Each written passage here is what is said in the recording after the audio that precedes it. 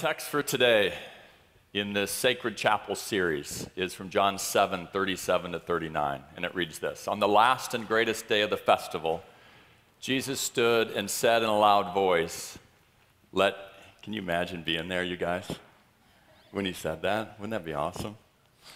Let anyone who is thirsty come to me and drink. Whoever believes in me, as the scriptures has said, rivers of living water will flow from within them. That's our text for today. I forget a lot of things. Are you guys like me? Do you forget things? Anybody? Raise your hand if you forget things. Okay. I forget pretty much everything.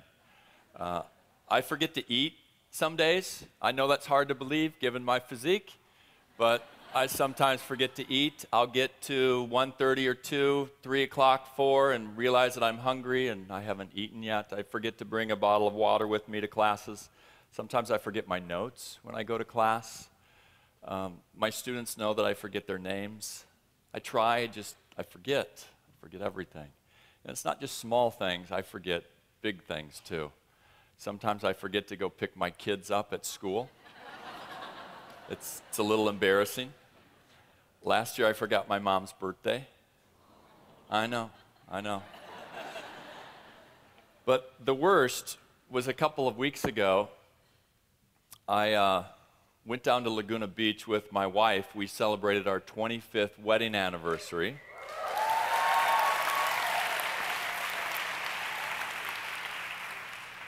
I call her the best. She's the best wife, best mom that I know. She's right over there. You want to embarrass her. So we went down to Laguna Beach and we renewed our vows. We said to one another again what we said 25 years ago. And it was beautiful. It was really nice until I remembered that I had forgotten something. You see, I had bought a new anniversary band for her. And, well, let me show you what happened. Go back 25 years, I would definitely do it again, because I think you're the best. And I bought you a new 25th anniversary diamond band. Fortunately, as a symbol of my eternal idiotness, we forgot to bring it.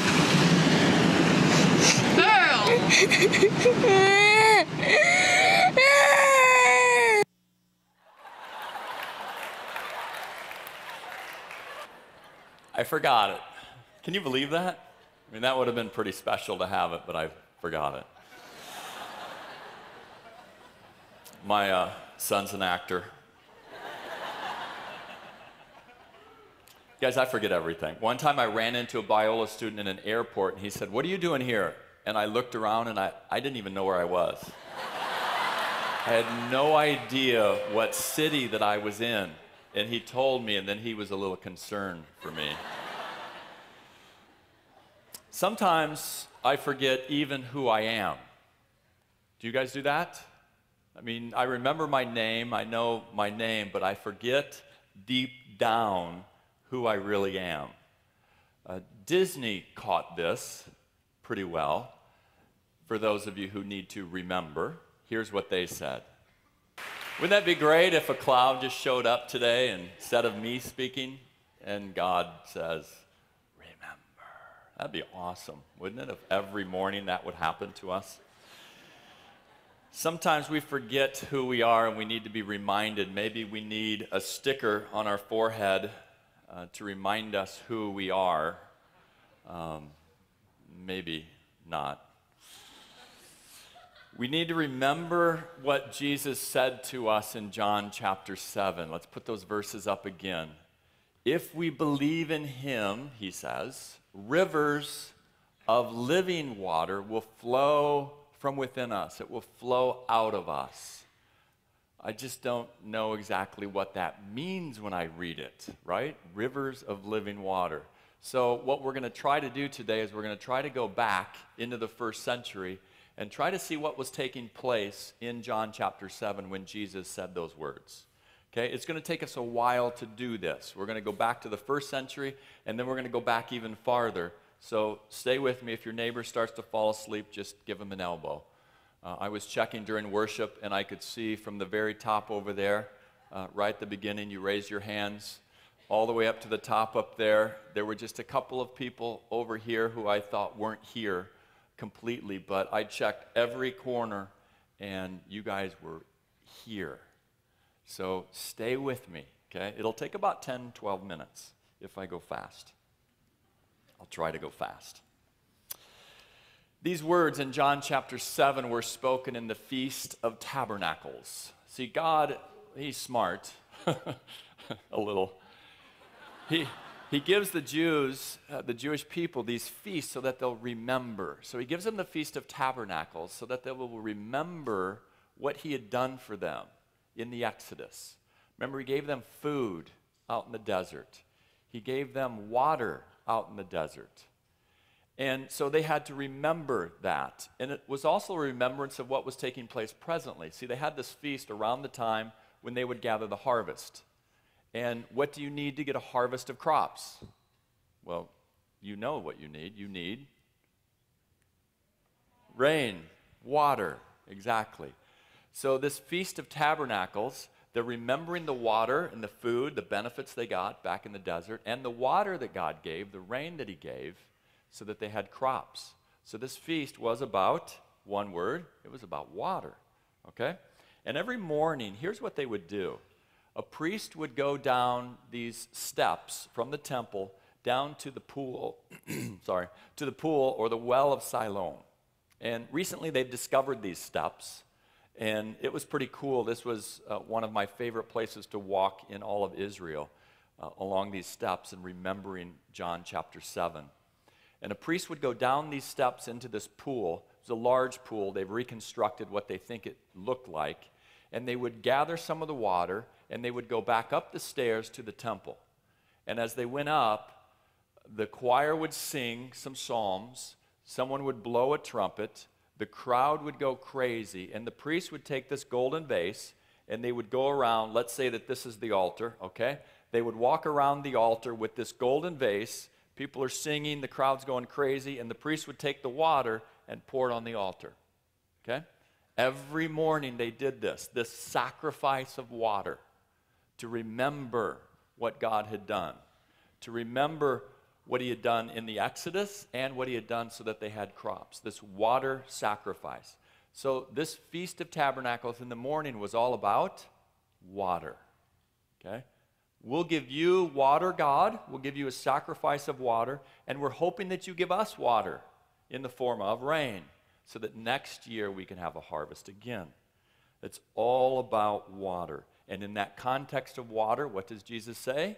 One more time. If you believe in me, if you're thirsty, you thirsty? Yeah, that's why we're giving you this water sacrifice. If you're thirsty, come to me, because whoever believes in me, Jesus says, I'll give you so much water that you're going to overflow with water. It's going to stream out of you, rivers of living water. Now, I know that we don't think about water much. I'm looking around to see how many water bottles there are. There's a few there. How many of you have water with you? Just raise your hands real quick. Yeah, over about half. And the rest of you have another beverage like coffee or Gatorade or something like that. And if you're thirsty, what can you do? You just walk out and you go to Common Grounds and stand in line for a couple of hours and you can get some more water, right? No problem for us. And if Common Grounds closes, you know, there's other places. There's drinking fountains. There's a Coke Zero right there. I think there's another one over there. Water's not an issue. Every now and then, though, it is an issue, right? For me, it was about 3 or 4 years ago. I went out to Palm Springs. Biola makes us suffer and sends us out to Palm Springs every 2 years. And like the idiot that I am, I, in the middle of the heat of the afternoon, went golfing. Okay? It was 118 degrees. And they have water every 2 or 3 holes, so you just fill up every 2 or 3 holes and you're good to go, but 118 is pretty hot in a dry desert. Well, I had run out of water, and I got to the place where they were supposed to have water, and they didn't have any. So I was hot. I was thirsty. I was starting to get dizzy. Have you guys ever had that happen when you don't have enough water? It was bad. But the worst thing is I was playing horrible golf that day. In fact, Chris Grace was beating me. Yeah, Gracie was beating me, the guy who spoke last Monday. He shot a 79 that day, you guys. Yeah.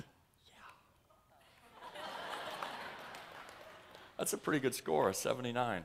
I shot well above that. It was horrible. I was thirsty. To those who are thirsty, Jesus says, come to me. Come to me and drink. I will give you water. Water that flows out of you, I give you so much. But I still don't know what that means, water will flow out of me. Do I drink a lot and it overflows and comes out my ears? What exactly does Jesus have in mind here? Okay, you still with me? Checking all the way up at the corners. All right. Okay, I like the posture up there. You're still with me, though, I can tell. Now I'm going to back up even further. We've looked at the Feast of Tabernacles in the first century. Now I'm going to go all the way back to Ezekiel. Okay? All the way back to Ezekiel chapter 47. And this is a passage that was actually read every year at the Feast of Tabernacles. So when Jesus says these words in John 7, they have the words of Ezekiel in their mind. Okay? It's a long passage. Not supposed to read long passages in chapel, but we're going to do it. Okay? As I read this, I want you in your mind to draw a picture, if you can do that. Just try to visualize what Ezekiel is telling us. Okay? So here it is. The man brought me back to the entrance to the temple, and I saw water coming out from under the threshold of the temple toward the east. The water was coming down from under the south side of the temple, south of the altar. He brought me out the north gate, led me around to the outside facing the east, and water was trickling from the south side. As the man went eastward with a measuring line in his hand, he measured off 1,000 cubits. That's about a quarter of a mile. And then led me through water that was ankle deep. So it was trickling, now it's ankle deep. Measured off another quarter mile, and now it was knee deep. Another quarter mile, and now he led me through water that was up to the waist. Another quarter mile, now it was a river that I could not cross. So this water's getting deeper, right? Because the water had risen, was deep enough to swim in, a river that no one could cross. And he asked me, son of man, do you see this? Then he led me to the bank of the river. And when I arrived there, I saw a great number of trees on both sides of the river. And he said to me, this water flows toward the eastern region and goes down into the Arabah, where it enters the Dead Sea. Okay, so catch this in your mind. This water is flowing out of the temple in Jerusalem, and it flows through the desert all the way down to the Dead Sea. It's about 18 miles. And it flows into the Dead Sea. And the text says, when it empties into the sea, the salty water there becomes fresh. Okay, I'll show you a picture in a minute what the water is like there. It's the Dead Sea because it's so salty. It becomes fresh, becomes clean. Swarms of living creatures will live wherever the river flows. There'll be large numbers of fish because this water flows there and makes the salt water fresh. So where the river flows, everything will, what's that word? Live, okay? Fishermen will stand along the shore from En-Gedi to En-Eglaim. There'll be places for spreading nets. Fish of many kinds like the Mediterranean Sea. Swamps and marshes will be left. They will not become fresh. They'll be left for salt. So you need salt to live too. So God says, I'll leave you a little bit of salt. Fruit trees of all kinds will grow on both banks of the river. Their leaves will not wither. Their fruit will not fail. And every month they will bear fruit. Normally you bear it once a year. Every month, Ezekiel says. Why? Because the water from the sanctuary, from the temple, flows to them. This fruit will serve for food, and the leaves of these trees will be for healing. All right, you got that picture? I asked one of our art students to draw that up because we have such good art students, and here's what they came up with.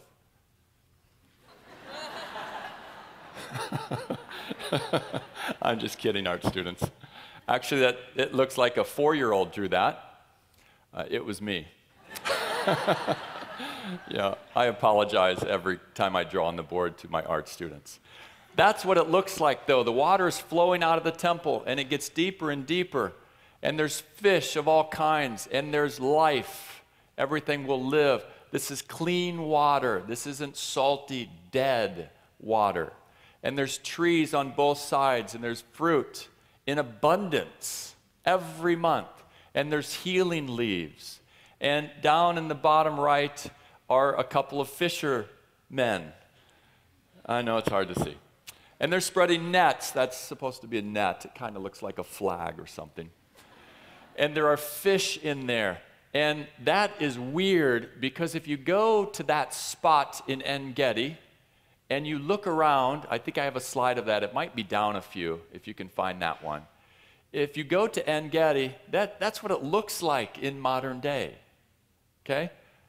That's to one side. If you turn and look the other side, it's the same way. If you turn back away from the Dead Sea, it's the same way. It's dead. There's no trees there.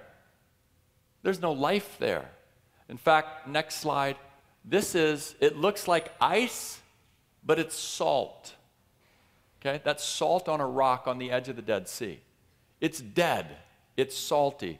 But Ezekiel says that someday, in this temple, water's going to flow out. It's going to flow down 18 miles. Everything's going to become fresh and clean and alive.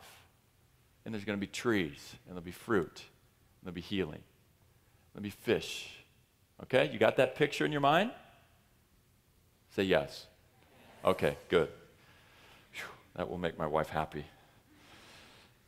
I know I shouldn't say things like that. Now she's going to be mad at me. After all those good things I said. Okay, so Ezekiel gives us this image of this temple with water flowing out of it. Okay, that passage in Ezekiel is read every year at the Feast of Tabernacles. This feast where they're taking water and pouring it on the altar. This feast where Jesus stands up and says in a loud voice, "You thirsty?" Yeah, we're thirsty. That's why we're giving you this water sacrifice. And we're thirsty because we've read Ezekiel. And we know that someday water is going to flow out of the temple and bring life.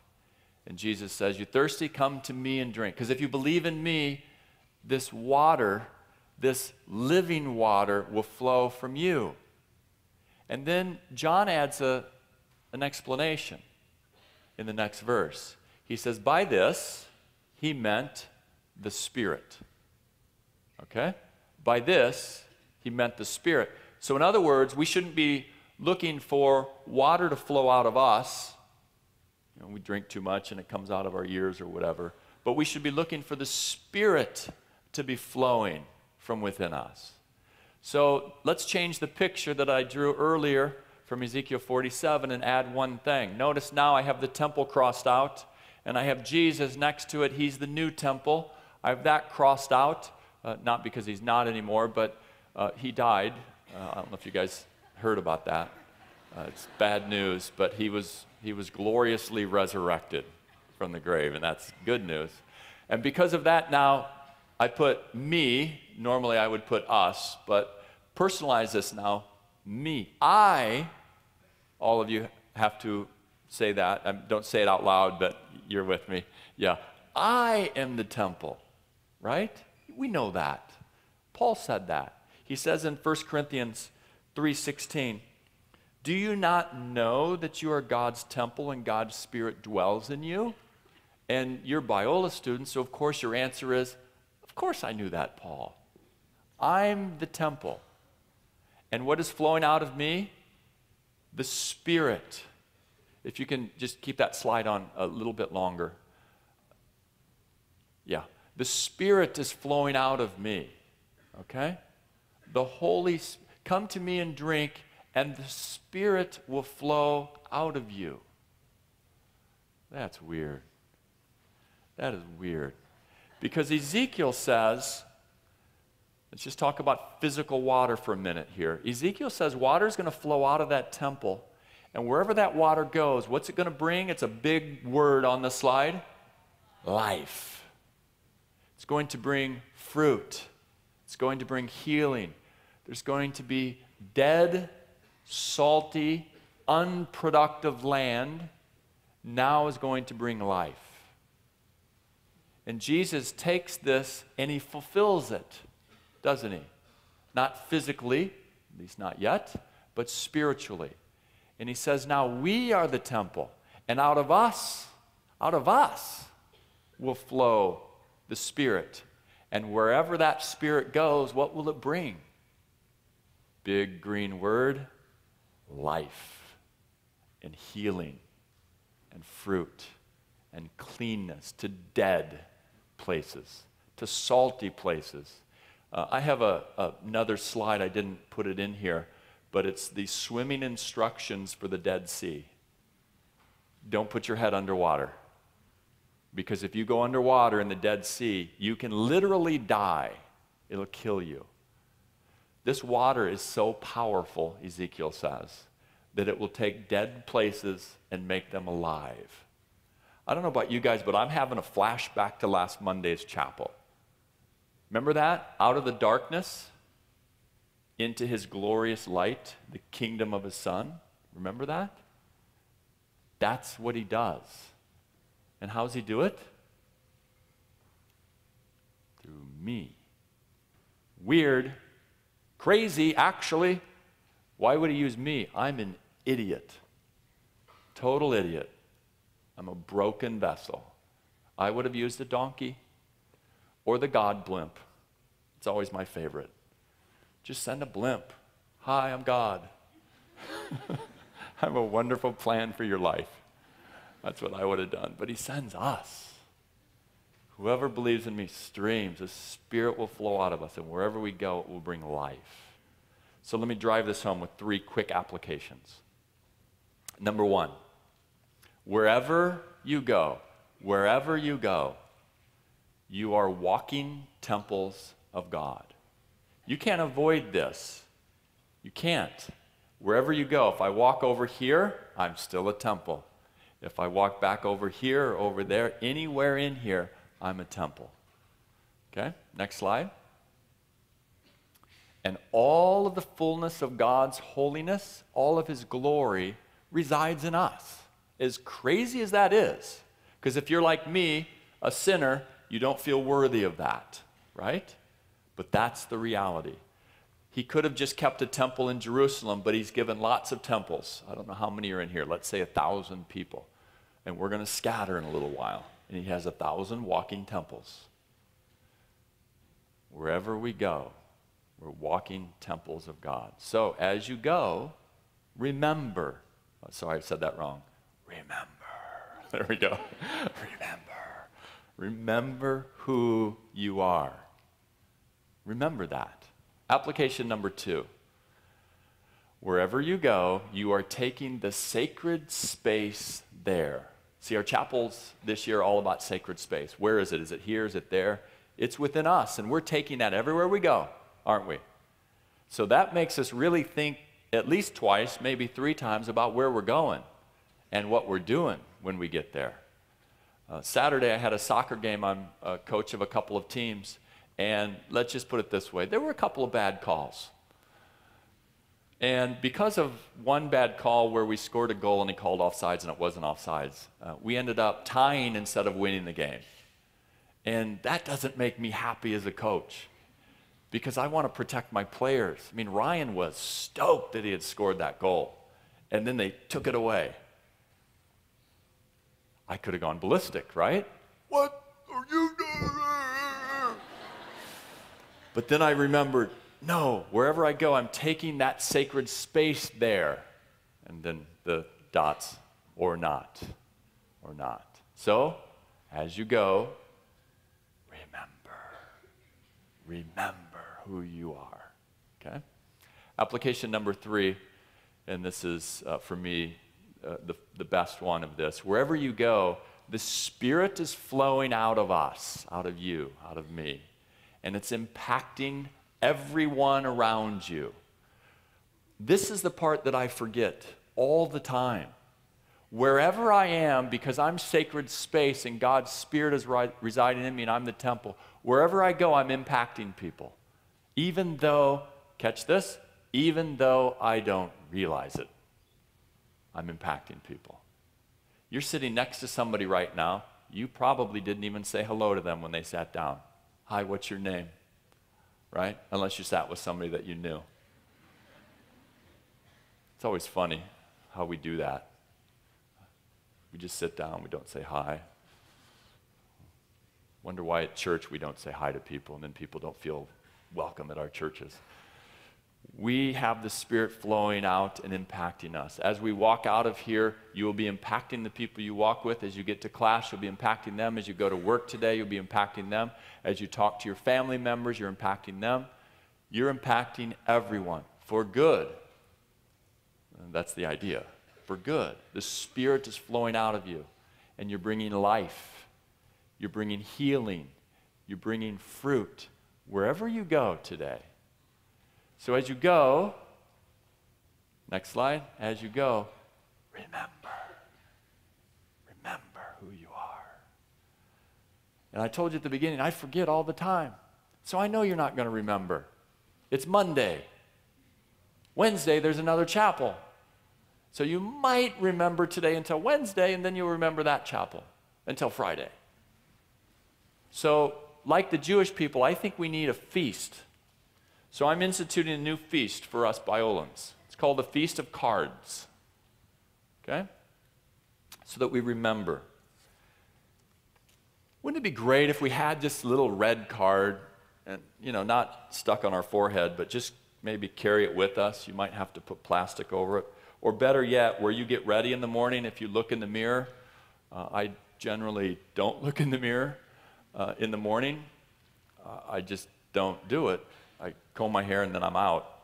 Every now and then I finish the day and look in the mirror and see that I had a boogie in my nose all day. It's kind of embarrassing. But if you look in a mirror in the morning, wouldn't it be great every morning you have this stuck on the mirror? I am God's temple. That is an indicative statement of truth, right? I am God's temple. His Spirit is flowing out of me, impacting everyone I come into contact with. Everyone I come into contact with, I'm impacting them. If we put this on our mirrors and we remember this every day, wouldn't that be awesome? Wouldn't it be great if you guys had one of these? I think it would be great too. So as I was talking about this idea, the guy who spoke last Monday, and I know you've already forgotten his sermon about darkness into light, Gracie goes, make copies. I said, that's a great idea. So I've asked my Bible Bridge students, they're all right here. They have a handful of them. They're going to pass them out. I don't know how we're going to do this, but we'll figure it out, right? Maybe a couple of them can go to the doors and a few back there, and as you walk out, just grab a card. And don't just throw it away. Remember. Biola University offers a variety of biblically centered degree programs, ranging from business to ministry to the arts and sciences. Visit biola.edu to find out how Biola could make a difference in your life.